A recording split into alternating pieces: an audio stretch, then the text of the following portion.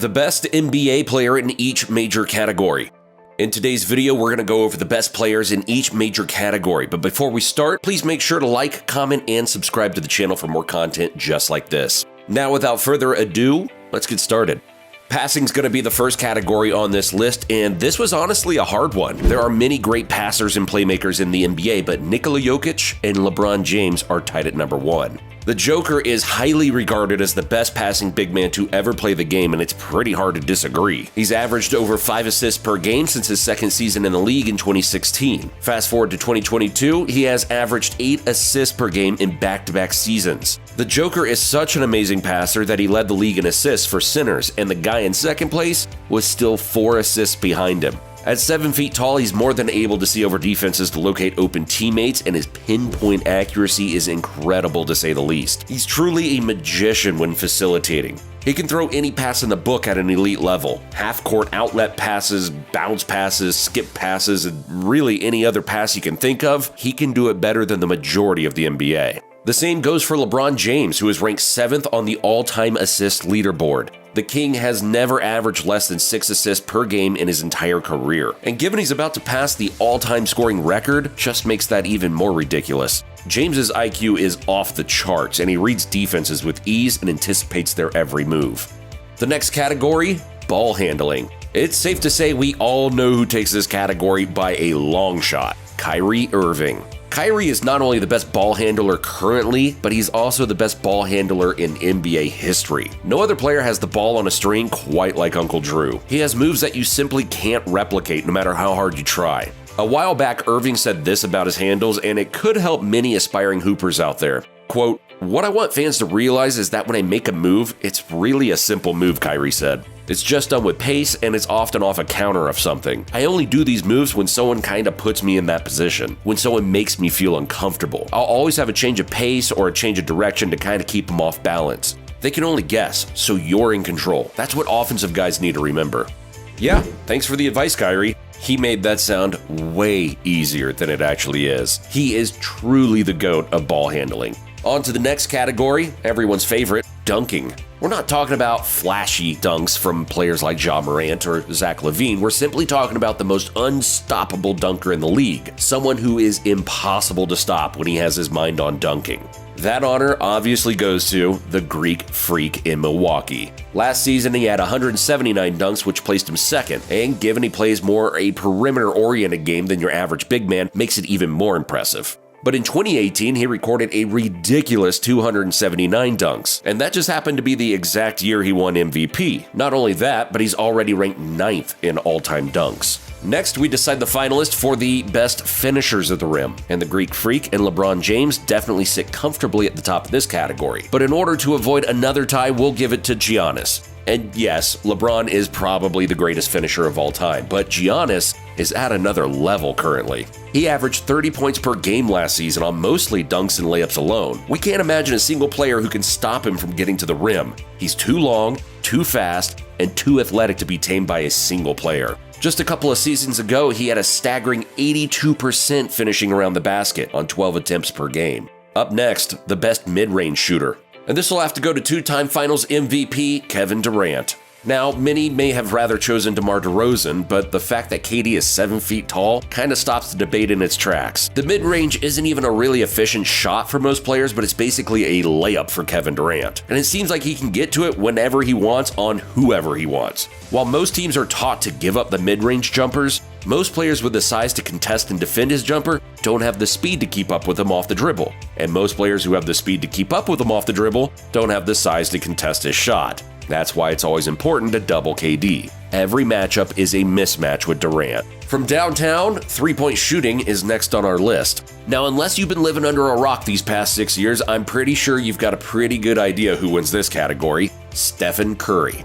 Of course, he's the greatest shooter to ever play the game, bar none. Even at 34 years old, he's not showing any signs of slowing down anytime soon. In 14 seasons, Curry hasn't shot under 38% from three once, and he shot over 40% 11 times. Not to mention he holds the all-time record for most threes ever with 7,303 and counting. Up next, we have scoring. And although there's many great scorers like Luka, Jason Tatum, LeBron, James Harden, and Bradley Beal, we're going to have to give the crown to Kevin Durant, the winner of the scoring category. The Slim Reaper came into the league averaging 20 points as a rookie, showing he was born to put the ball in the basket. The 7-foot monster also has 4 scoring titles to his name, along with 2 finals MVPs he earned by putting up ridiculous scoring performances versus LeBron and the Cavs. He's one of the most unstoppable scorers of all time and is someone who can score 50 on you in a heartbeat. He just doesn't have any weaknesses on the offensive end. He can shoot threes, shoot mid-ranges, drive to the basket, take defenders off the dribble, the list goes on. Every time he comes down the court, the only thing defenses can do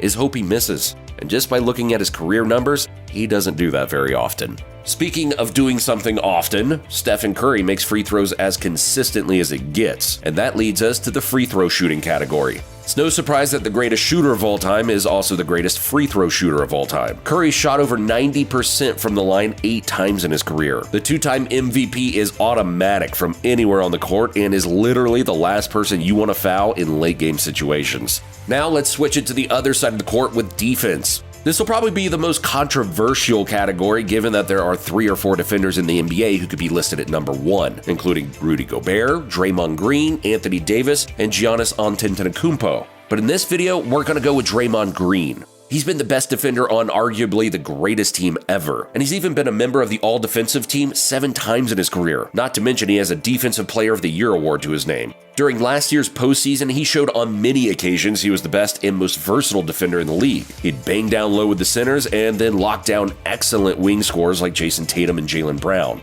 He was also in the top tier of every major defensive stat out there, which further proves how valuable he is on the defensive end. Next up, steals. Getting steals is truly an underrated art that requires great patience while also having cat-like reflexes and anticipation. The top guys in this category are DeJounte Murray, Marcus Smart, Ben Simmons, and Kawhi Leonard. But we'll have to give the edge to DeJounte Murray, given the fact that he's led the league in both steals per game and total steals. Standing at around 6'4", he has a long 6'10" wingspan, which allows him to be a menace in passing lanes, as well as on the ball. And while he is our steals king, we don't want to take away from Marcus Smart and Kawhi Leonard's amazing ability to strip balls away either. They definitely get some honorable mentions. While we're still on the topic of defense, let's talk about blocks. The top candidates for this category are, of course, Rudy Gobert, Robert Williams, Anthony Davis, and Miles Turner, but we'll have to give it to the 3-time Defensive Player of the Year, Rudy Gobert. In his 10 seasons in the NBA, he's averaged over 2 blocks per game 8 times. This consistency is why he's already ranked 46th on the all-time block leaderboard at only 30 years old. So realistically, he has another 5 or 6 years of being an elite shot blocker. So yeah, he will definitely rank much higher when it's all said and done. Important on both sides of the ball, rebounding. Defensively, Rudy Gobert is the winner here too. He averaged 14.7 rebounds per game last season, which ranked him first among all players. He even ranked second in rebounds the year before that with 13.5 a game. The 7'1" behemoth has a monstrous 7'10" wingspan that certainly gives him an advantage when getting boards over opposing players. For offensive rebounds, this will go to Steven Adams of the Memphis Grizzlies. Last season, he averaged 4.6 offensive rebounds per game, and Adams has been near the top of this category for at least 3 seasons now. One look at how strong and broad the Australian shoulders are, and it's no mystery why he's such a dominant offensive rebounder. Listed at 6'11", weighing in at over 250 pounds, he is the last guy we'd want to go up for a rebound with. And last, but certainly not least, for our final category of this video, we'll discuss who's the best player at committing turnovers. Yes, this is the last list a player wants to be on. The 3 unenviable candidates are Russell Westbrook, Trae Young, and Luka Doncic. But of course, the winner of this category is without a doubt Russell Westbrook. Russ commits the most egregious turnovers in the NBA by far. And not only did he nearly lead the league in turnovers last season, but he ranked first in turnovers in 2017 and second in 2016. So it's pretty safe to say he's been a turnover machine the majority of his career, and takes this rather unflattering honor. That'll wrap up this video. Do you agree with the players ranked in each category? If not, feel free to let us know your thoughts down below. Did you enjoy this video? If so, hit the like button and subscribe to NBA Swish for more amazing NBA content like this. Take care, and we'll see you in the next one.